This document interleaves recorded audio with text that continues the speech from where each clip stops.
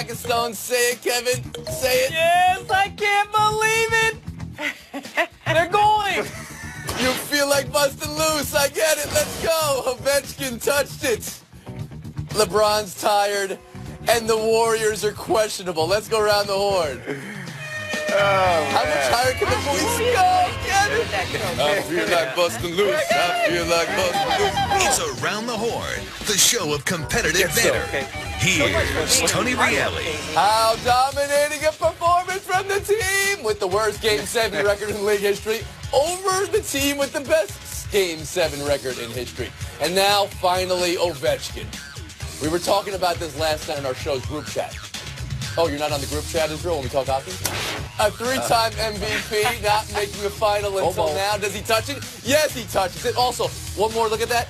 Bill Plaschke giving him the trophy there. Interesting. Very Bill, he's like Zelig. You're like Zelig, Bill. Kevin, what are you feeling right now? I'm feeling great for Alexander Ovechkin because you know what? He is the greatest athlete in the history of professional sports here in Washington, D.C. And the only thing missing for him was the chance to win a championship by getting to the ultimate round. And that's where he is now. Remember, this guy arrived here from Russia not speaking basically a lick of English. And he has made himself a superstar in this town. You mentioned all the accolades, all the individual accolades. There's nothing bad you can say about this guy. The only unfortunate thing was he had one of those, you know, had an albatross around his neck because people said, well, he's a great player, but he can't get his team past Pittsburgh. He's no Sidney Crosby, and he hasn't won a championship. Well, now he can erase all of that, and he doesn't really need to do that because he's just been a fantastic representative. So to score the first goal a minute into the most important game of your career, yeah. So you view this more as an Ovechkin story than you do a Capitals story? After all the struggles the team has had. Absolutely, because he has been the face of this franchise for so very long. I mean, his face is on the front of the building downtown. Jackie, from afar, can you answer that question? Is this more an Ovechkin story or a Capital story? Oh, totally an Ovechkin story because we love tragic figures like Karl Malone and John Stockton and others who can never win. You know, I always think about Ted Williams here in Boston. So yes, it's about him. I'm sort of marinating on your statement, KB, though, that he's the greatest athlete ever to come out of Washington. I'm trying to think as we're on the show here going through it who else it could be. Well, Wes Unseld comes to my mind only because they won a championship, and he's somebody I think about. So I think it's hard to be the greatest until you actually win, although it does feel to me like this is almost like when teams make it to the Final Four. It almost doesn't matter if they win now. It's getting there. I was waiting for somebody to say that. Jackie, I don't know if that's you're the first one to go there. Defend your opinion here, and then we'll go on. I'm not defending my opinion. It's a rhetorical question. So you're just asking questions now. All right, Jackie asked a question. Bill, you can answer Jackie's question first. You're going to get some points. And you had Holtby. You had Holtby dominating this game, and you're getting points for that. Now go ahead. Jackie, they have to win. I mean, come on. They got this far. I mean, KB's saying they're the greatest athlete without winning, so I'm just asking. No, you know, it's amazing to me. I think the story's all about the Capitals. I mean, they're going against Las Vegas, and yet the Capitals seem to be the Cinderella story. They seem to be the sweetheart story. They've never won the Stanley Cup. Is that true now? Another opinion you have to defend. No, they've never been to the Stanley Cup. The city hasn't won a championship since 1992. And again, Vegas just showed up. Vegas just showed up. These guys have been there, and then the way they did it in this postseason, down 0-2 to Columbus, beat Pittsburgh on the road to win a Game 7 when they're 3-11 in Game 7s. Ovechkin is just symbolic of the entire team, of that entire city. I think that's the team you have to root for. I will say back-to-back shutouts. Again, you had Holtby. Back-to-back shutouts in Game 6 and Game 7. 60 straight saves. Now, they have been to the final before, Plaschke, 1998. No, but they haven't won it, I'm saying. They have never won it.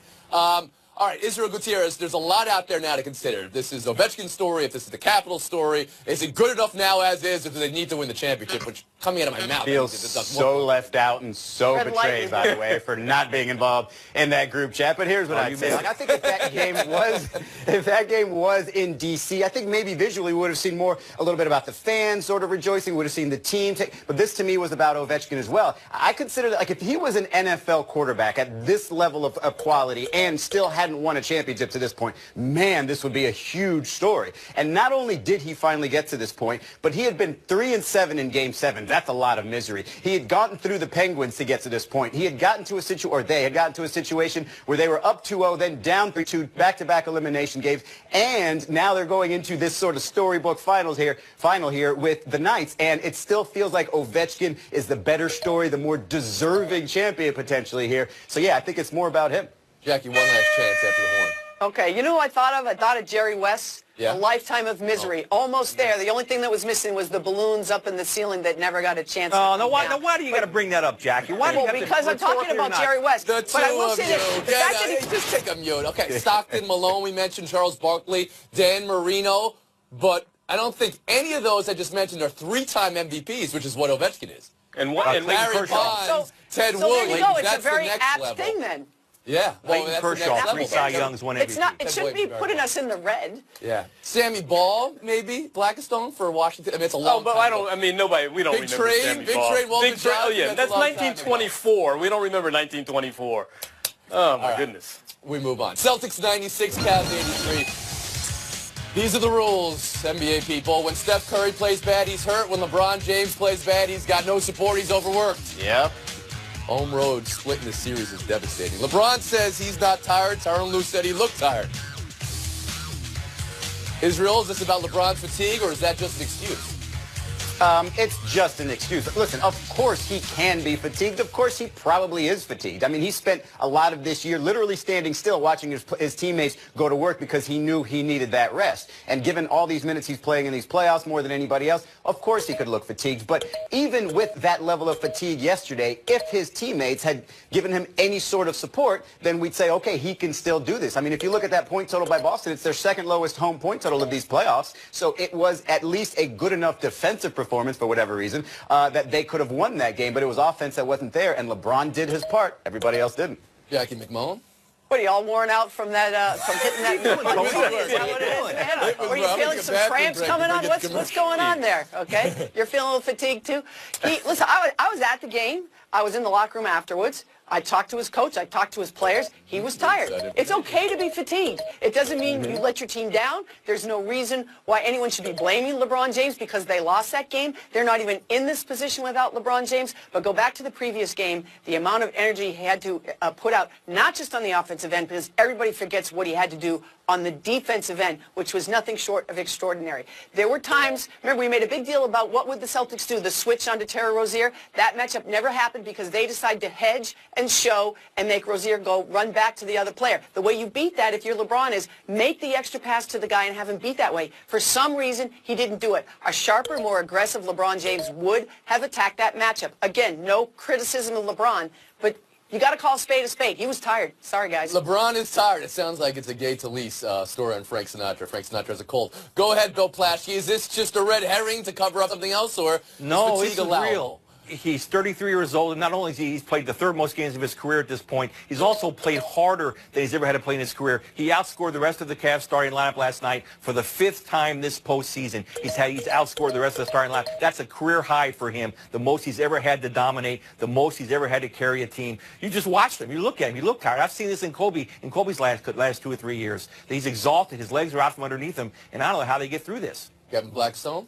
You know, I suspect maybe he is a little bit winded, but we always talk about this with LeBron. Well, just the other week, they talked about the fact that, oh, he spends over $1 million a year to keep himself in shape with the breathing chambers he has in his house and all of that. Last year, he had an off game during the finals, and the first question to him was, "Are you tired?" He said, "No, I'm not tired. I'm averaging a triple-double in the finals." So these questions always come up to try and explain some reason why LeBron isn't LeBron, why he didn't score 40 points again and have yet, another huge triple-double. A little winded, yes, but did it have a big impact on this game? I don't think so. Jackie, you want to add to something? Yeah, I really have to disagree with you, Kevin, because in the fourth quarter, they wanted LeBron to go back in, and he wasn't ready, and therefore he and Kevin Love were out of the game together, something Ty Lue swore he did not want to happen. There are facts for this team. That does not mean he won't come back in Game 6 and be unbelievable. I think he will, but he was tired in this game.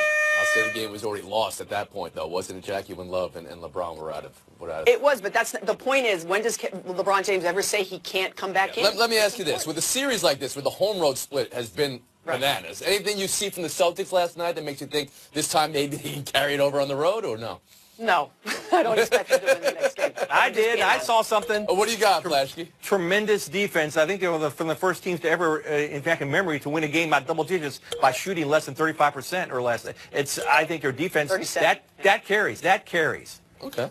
All right. They had tremendous defense in games 1 and game 2, and it didn't carry into 3 and 4. Well, I think it will. We'll move on. Tonight, Golden State and Houston. Iguodala, Klay Thompson, not 100%. Mix that in with an incredible choke job in Game 4. And on the road back in Houston. And how would you describe the position the Warriors are in tonight, Israel?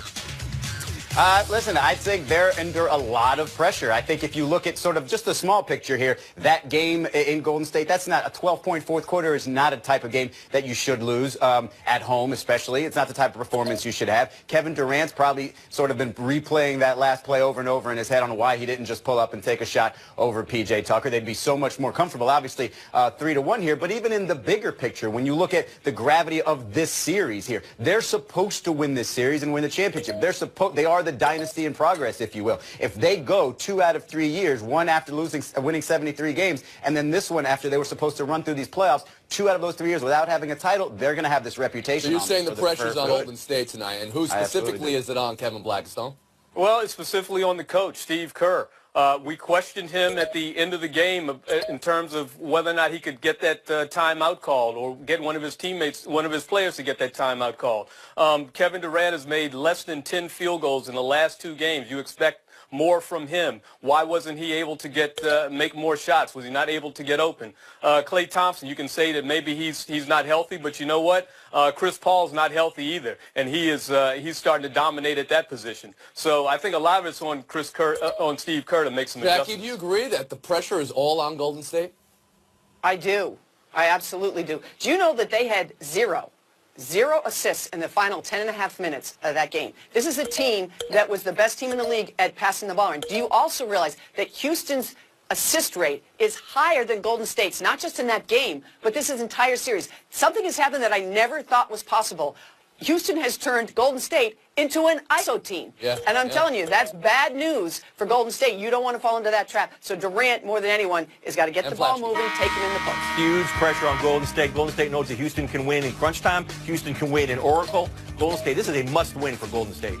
The one thing the Rockets need above all others to win tonight, Israel? Defense. Blackstone? 100 points. McMullen? Defense, I'm with Izzy. I'm always with Izzy. Flash. P.J. Tucker. Taking a break right here. Buy or sell on the other side. Could have just gone with Tucker there. Around the Horn is brought to you by Sony PlayStation's Detroit Become Human. Available May 25th. Rated M for mature. It's out of bounds. We're going to consider the Sterling Brown video now. As he wrote, a simple parking ticket turned into an attempt at police intimidation, followed by the unlawful use of physical force, including being handcuffed and tased and then unlawfully booked. The Milwaukee Bucks statement minced no words about injustice and defended their player, calling it all shameful and inexcusable, and then explicitly told the Milwaukee Police Department to have higher standards and be more accountable. Many are considering that statement from a team and comparing it to the statement the NFL teams made at the same time in voting for the anti-protest policy. Kevin Blackstone, how do you take it all in? Well, there is a connection here, Tony, and the connection is that the protests in the NFL are not the problem. The problem is what produces the protest in the NFL, and what produces the protest in the NFL is exactly what happened to Sterling Brown. It is the unfair treatment, the over-officious treatment of police against unarmed, non-threatening black men in this country. That's why Colin Kaepernick went to a knee. It was to protest police lethality against unarmed black men in this country that goes unchecked. That's the problem, not protesting with the anthem as a backdrop. Jackie McMullen? Very eloquently put, Kevin, and I wish the NFL could hear you say it yet again, because this new anthem policy that we were told was unanimous, but now we find out maybe never went to an actual full vote.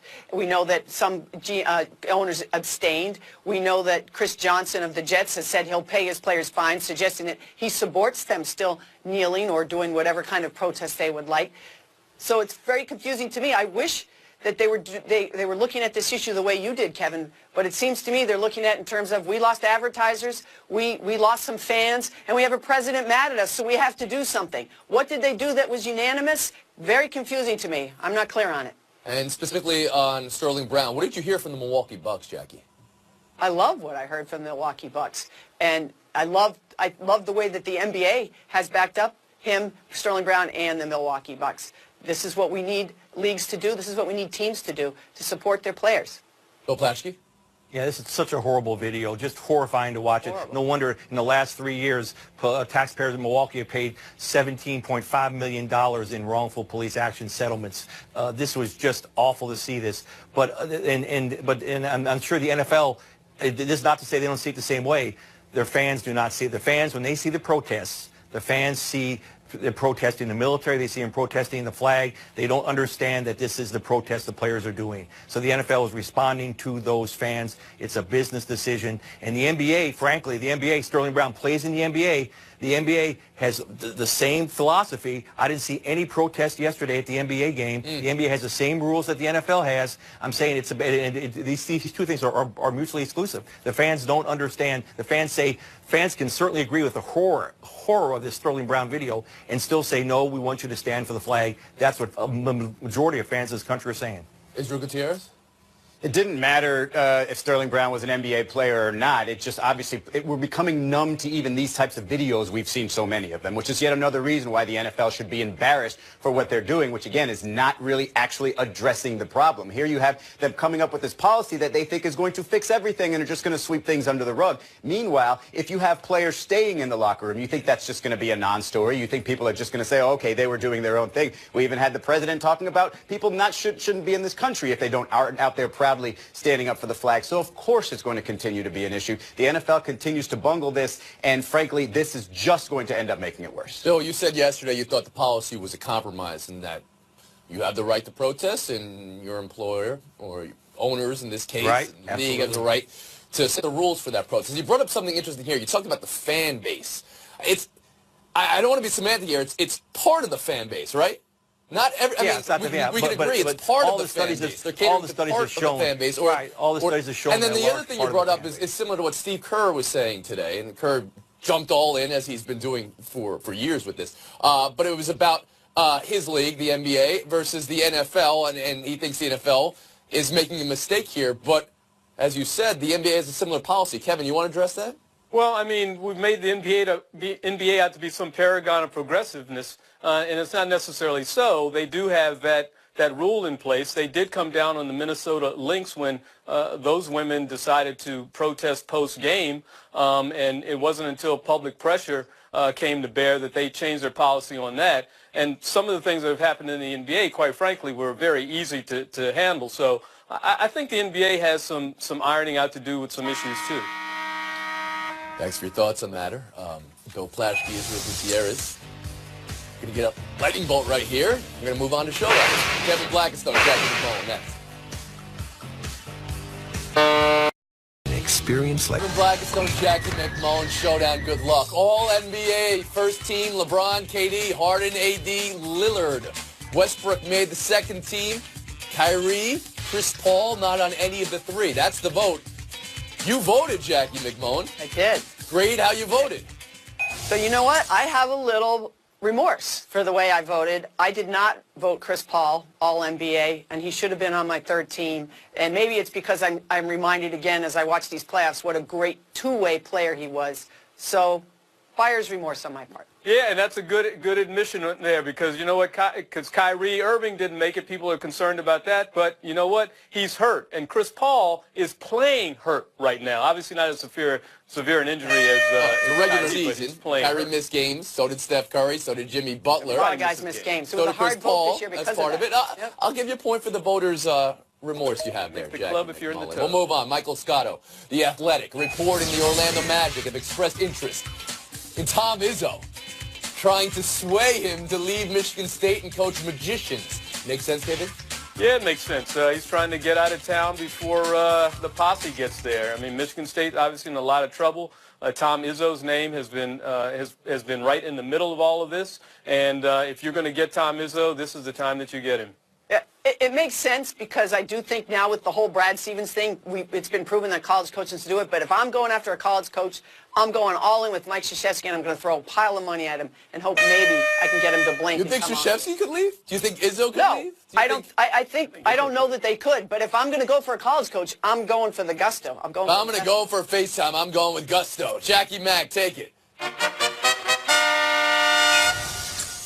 So I've been having a few problems with my neck, some herniated discs. The only reason I share that with you is I'm at the Celtics-Cavs game last night, and I started to have that nerve pain flaring up. And I thought, how am I going to sit through the game in these really uncomfortable seats? Well, my friend Amy Latimer, who runs the Garden, God bless her, she actually got a couch into a small room so I could lie on the couch and watch the game. But I was not by myself.